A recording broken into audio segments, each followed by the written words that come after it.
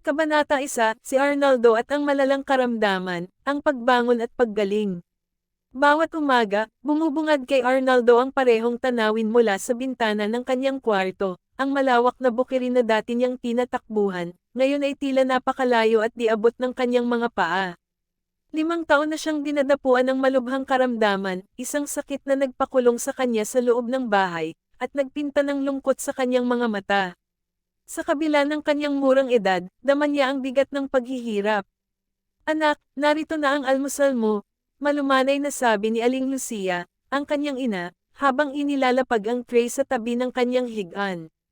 Kitang-kita ang pag-aalala sa mukha nito, na halos bawat araw ay nagbabantay sa kanyang kalagayan. Salamat po, inay, mahina niyang sagot.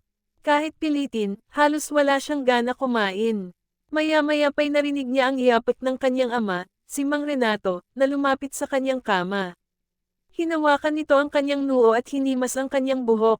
Arnaldo, magpakatatag ka. Gagaling ka, anak. Tiwala lang. Ang mga salitang iyon ay paulit-ulit na naririnig ni Arnaldo, ngunit sa bawat araw na lumilipis, tila lalong lumalayo ang pag-asa. Wala siyang kalaro, walang kasama. Ang tanging nagbibigay ng kakaunting kulay sa kanyang mundo ay si Son Aida, ang kanyang tapat na kaibigan, isang asong puti na malaki at malambing. Palaging nasa tabi niya si Son Aida, tahimik na nakatitig, tila nauunawaan ang kanyang dinaramdam. Isang hapon, habang nakatanaw si Arnaldo sa labas, may napansin siyang kakaiba.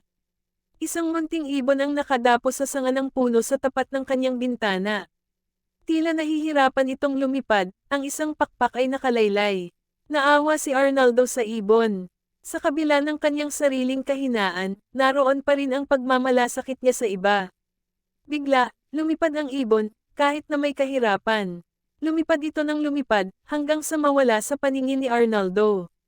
Sa sandaling iyon, may kakaibang kislap na sumili sa kanyang mga mata.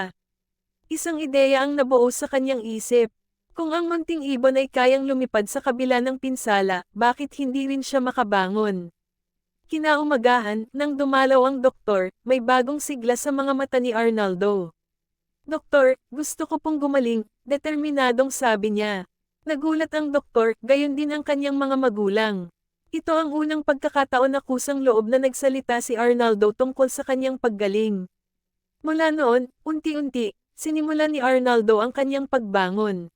Sa tulong ni Son Aida na palaging nasa tabi niya, sa gabay ni Mang Renato at Aling Lucia, at sa inspirasyon ng munting ibon, sinimulan niyang labanan ang kanyang karamdaman. Hindi naging madali, puno ng sakit at pagsubok. Ngunit sa bawat araw, sa bawat maliit na pag-unlad, lumilitaw ang pag-asa sa kanyang mga mata, at kasabay nito ang simula ng kanyang paggaling.